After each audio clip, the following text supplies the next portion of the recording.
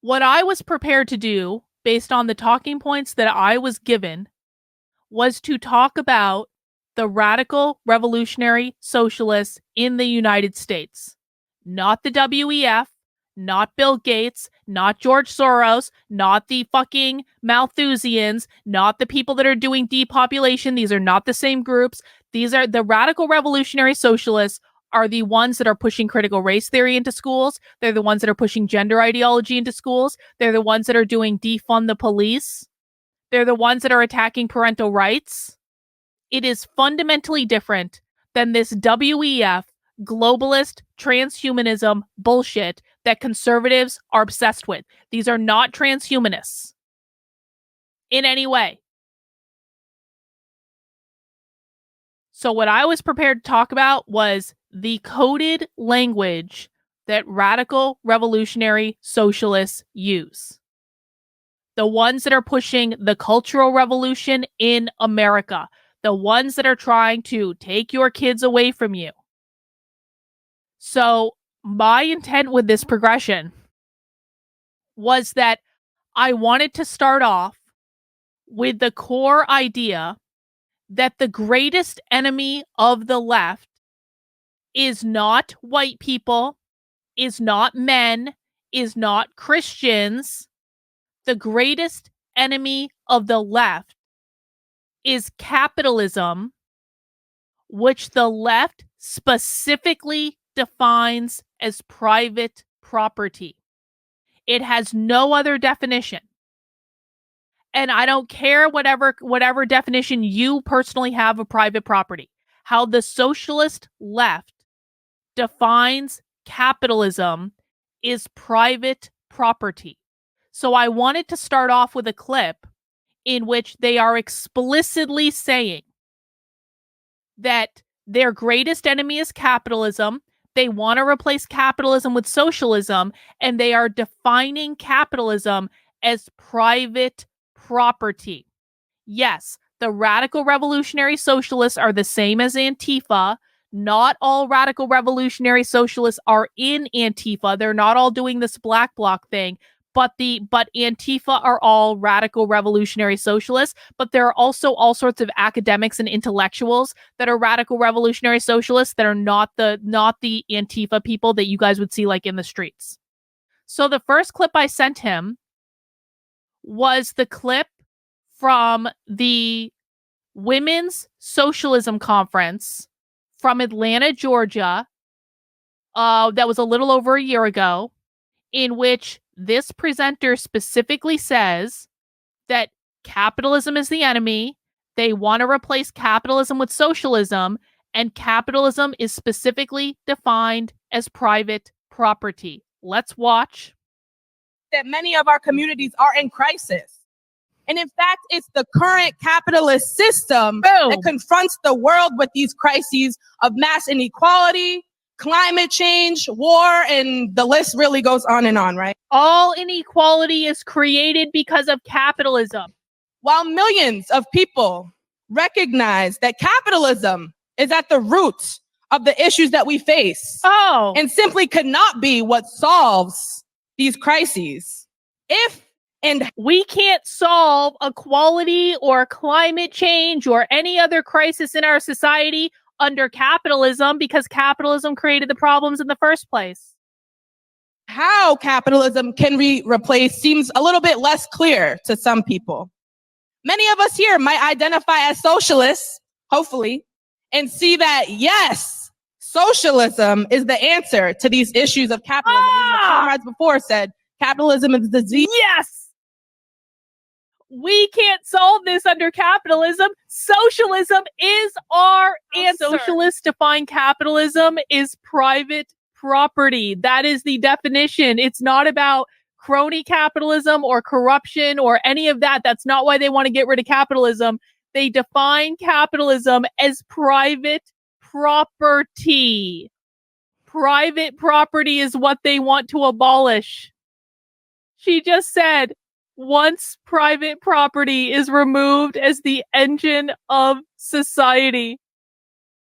Let's experience that magic again. And each chapter in the book illustrates that another world isn't just possible, but so quickly achievable, right?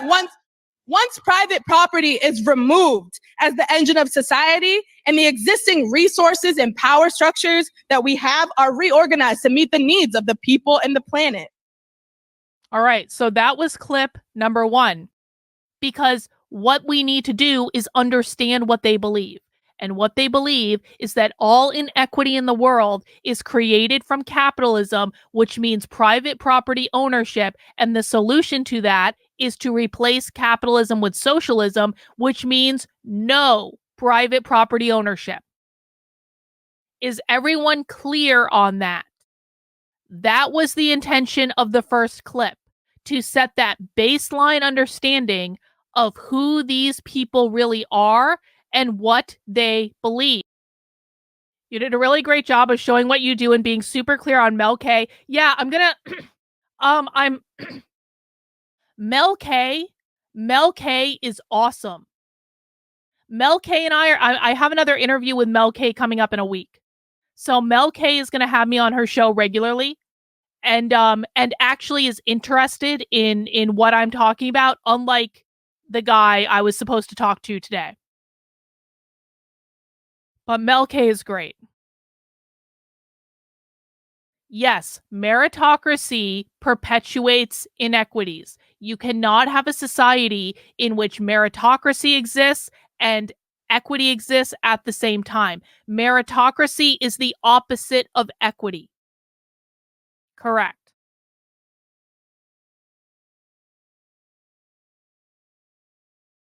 All right. So that was the first clip I had scheduled to show him. The next clip, what I wanted to do was to discuss the real meaning of whiteness.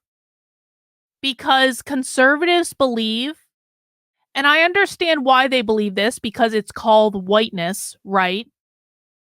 Conservatives believe that when the left says whiteness or white supremacy or racism, they're talking about skin color. They're not talking about skin color, though. And I understand why people think they're talking about skin color, but what they're really talking about is capitalism. And I'll explain why in a second. Let me just get the super chat from Zen. For every letdown, there will be a greater breakthrough. This preparation you did will pay off later. I mean, I hope so. I mean, I might as well write a Substack article about, like, with this progression of clips, right? Like, I have the clips already. I might as well put a Substack article out there. So, why does whiteness mean capitalism?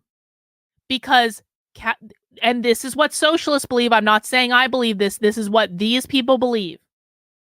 Capitalism created slavery. Oh, did you send a super chat, Rottweiler? I'm sorry, I didn't see it. Rottweiler, I apologize for missing your super chat. So he just wanted, yes. So this is what happened on this show. So this host just wanted the usual owning the libs clips, bashing ordinary LG. Yes, he did. He even talked about the trans agenda, and I was like, bro, it's not a trans agenda, it's a queer agenda, two different things. I didn't say that, but that's what that was my inner monologue. So he just wanted the usual owning the libs clips, bashing ordinary LGBT peeps as groomers, and talking about saving white Western civilization from the evil transhumanist depopulation agenda. Rottweiler, that is an excellent summary of what I just experienced this morning. And when I refused to do that, when I said I prepared to talk about this, he lost his shit, canceled the entire show, and then ran off crying into a corner. This is exactly what happened.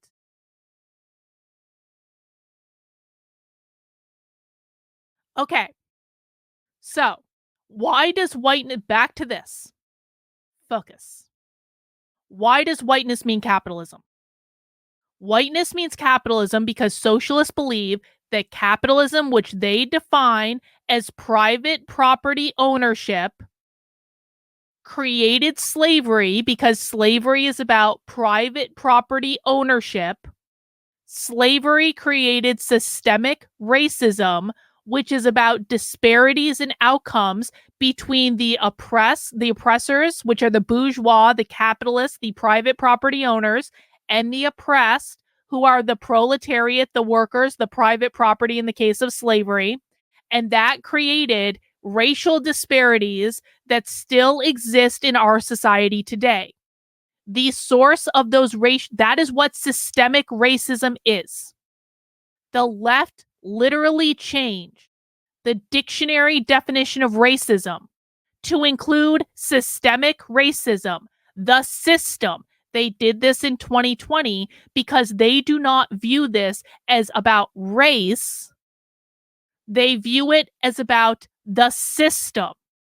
And the system that created systemic racism is capitalism. And you cannot get rid of the systemic problems unless you get rid of capitalism and replace it with equity, which means Marxism.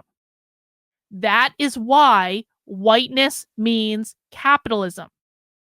Okay? So this is a clip. This is a clip from Haymarket Books. Haymarket Books is the largest socialist book publisher in the United States. It is a clip that they were doing about abolition teaching. Abolition means to free oneself of capitalism, essentially. It has Bettina Love. Bettina Love is a socialist teacher, socialist education professor at Columbia. It has Dina Simmons. Dina Simmons is a socialist teacher trainer that was paid $32,000 by the Cambridge, Massachusetts School District to train teachers in the Cambridge, Massachusetts School District. I know that from a FOIA request that we did.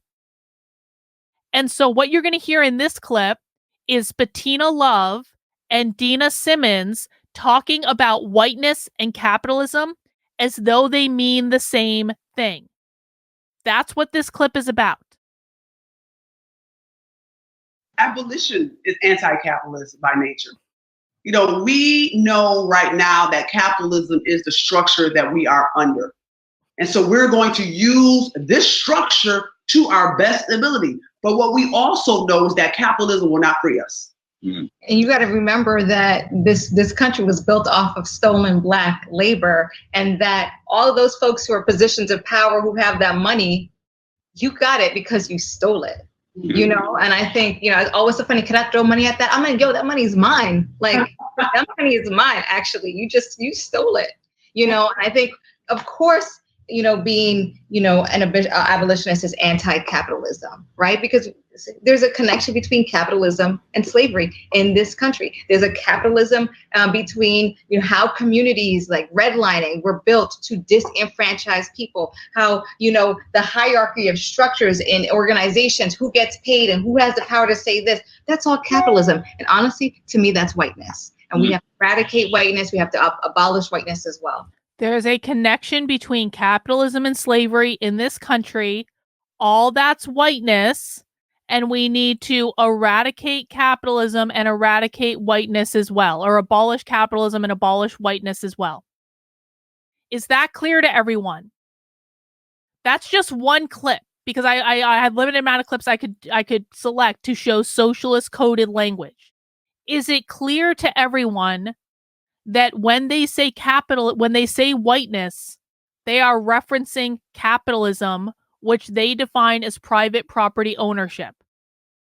Is that clear to everyone? I want to make sure people watching understand.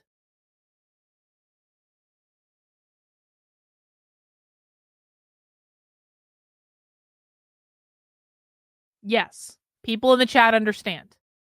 Let me know if you don't. If you're new here, if you've never seen this stuff before, there's no shame in asking questions if you guys don't understand, okay? So now we know that the number one enemy of the socialist left is capitalism. We know they find capitalism as private property, and we know that whiteness means capitalism because capitalism created slavery, slavery created systemic racism. Their answer to systemic racism is to abolish capitalism and replace it with equity, which is Marxism. Okay, so now we're starting to dig into the coded language. Let's go to clip number 3 that I sent them. Oh, and I also sent them, by the way, to emphasize this point, I also sent them this picture. This is from a socialist magazine that I have that I got at the Socialism 2023 conference. And it literally is Angela Davis, who is a socialist activist, saying racism cannot be separated from capitalism. They're very, very clear about this. The right is not clear about this because they don't listen to what socialists actually say. The left is very, very clear that when they say racism, they mean capitalism, because they believe that if you get rid of capitalism, you are going to get rid of all systemic racism. So I sent them that too. Next, I wanted to play a clip from the Socialist conference that I went undercover at. So this is exclusive to me. And this is a clip from, this is a guy named Jesse Hagopian, and you can see that's a picture I took of Jesse speaking at the Socialism 2023 conference. Jesse is a high school teacher at Garfield High School in Seattle. He is a history teacher. Jesse is also on the Committee for Black Lives Matter in Schools. Jesse creates curriculum through an organization called Rethinking Schools that pushes socialist curriculum into schools all over the country. Jesse is also a member of the Zinn Education Project, Zinn being Howard Zinn, being People's History of the United States. Jesse is one of the most prominent socialist education teacher activists in the country. And Jesse is one of the people who has pushed Black Lives Matter and anti-racist education into schools. Okay? This is Jesse Hagopian saying explicitly that the reason that they are pushing anti-racist education into schools is to create a socialist world. That's what we're listening for right now. Because what the purpose of this clip is to say that anti-racism means socialism. Anti-racism means anti-capitalism. Therefore, anti-racism means socialism. The reason your kids are getting anti-racist education in schools is quite literally to create a socialist world, according to someone that is on the Black Lives Matter in School committee, works with the Zinn Education Project, and is a high school history teacher himself. Let's listen. This is going to be a little scratchy because it was recorded on a device in my pocket. I apologize for the scratchiness, but you have all the words on the screen so you can reference that. Wrap up by talking about why I think this struggle for anti-racist education right now should be a central fight for the left, for the socialist movement in this country, for everyone, and struggles for social justice. I think too often the left organizations have seen education as just one among many arenas of struggle, instead of seeing it as a centrally, strategically important struggle that has the potential to bring together tens of millions of people. When you think of everyone as a public school student, and all the parents, and all the educators who are unionized, this is like a key value. This should have always been a major focus of those of us who want to transform the world and see a socialist society. Anti-racist education should always have been a major focus of those of us who want to transform the world and see a socialist society. The purpose of that clip was explicitly to make sure that people understood that when people say anti-racism, they mean anti-capitalism. And the purpose of teaching kids anti-racism is to create a socialist society. And we know that because, not just because of that clip, but because Verso Books, who is another socialist book publisher, it's one of the big three socialist book publishers in the United States, literally published a book with the title, What is Anti-Racism and Why It Means Anti-Capitalism? And that thumbnail that you see, This is the author of the book. This is Arun. That's him.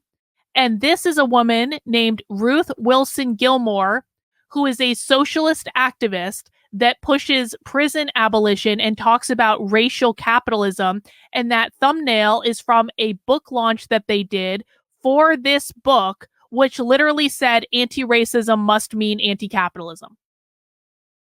So again, when you actually listen to what the left is saying, they are extraordinarily clear about what their language means. So now we know that capitalism is the number one enemy of the left. It means private property ownership.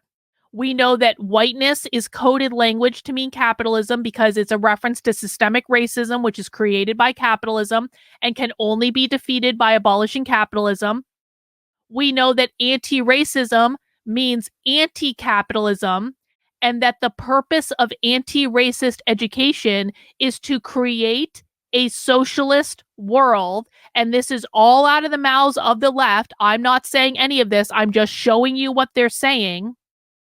Now, for our fourth clip, I want to get into another piece of coded language that the left uses, which is for fascism. Every single time, because all roads lead back to capitalism with the left. All roads lead back to capitalism. Almost all of their coded language is some sort of reference to capitalism, and you just have to figure out the nuance of that specific reference. So in this video, this is a video of an Antifa conference, a literal conference called the Anti-Fascist Conference at Hofstra University. This video was taken off of Hofstra University's YouTube channel. And in this video, you're going to see an economics professor literally say that anti-fascism means free. You're literally going to see an economist say anti-fascism means anti-free market capitalism. Let's listen. I want to point out that I'm not a traditional economist, and I hope you feel that way by the time this is over. But it's neo, and someone mentioned earlier yesterday that being anti-fascist meant being anti-capitalist, and I'd like to just qualify that a little bit, because I believe What? being anti-fascist means being anti-free market capitalist. That there is liberal capitalism, managed capitalism that is possible. We've gone beyond it, and we've been beyond it for 40 years. And I guess the question. Being anti-fascist means being anti-free market capitalist? So that's pretty clear, isn't it? Being anti-fascist, Antifa is short for anti-fascist. Being anti-fascist means being anti-free market capitalist. So now we're starting to see a pattern of coded language that the left is using for capitalism, because capitalism is their number one enemy. It is not white people. It is not men. It is not Christians. It is not straight people. None of these things are true. The number one enemy of the left is capitalism, which they define as private property ownership. And almost all of the coded language that the left uses is some sort of reference to capitalism, and you just have to figure out what the nuance of the reference is. But even with all that, I am asked all the time by conservatives, well, Carlin, if they mean capitalism, why don't they just say capitalism? Why are they using coded language? If they mean capitalism, they would just say capitalism. So, to round out this package of clips that I sent them, to make sure that conservatives hear that capitalism is the enemy, I sent them this clip of Barack Obama. Now, I have to give a shout out to Mel K for this clip, because I didn't know about this clip until Mel K told me about it. This is literally a speech that Barack Obama gave that was posted to the Obama Foundation Twitter account, in which Barack Obama, and this is like a month ago, this is very recent. In this clip, you are going to hear Barack Obama explicitly say the term capitalism and explicitly say that capitalism is responsible for all of the problems in our society. So I never want to hear from conservatives again after this clip that the left never uses the term capitalism, because they use it all the time. You just have to listen for it. Just because an economic system generates wealth and innovation doesn't mean it guarantees a good society. Because from the outset, turns out market-based systems have been compatible with slavery, caste systems, colonialization, war, exploitation, corruption, fraud, autocracy, the poisoning of our natural environment.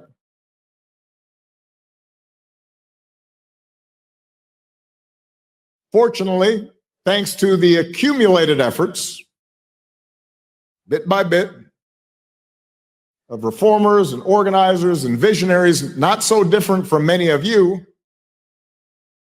some, mostly democratic governments, began to recognize the need to moderate capitalism's excesses.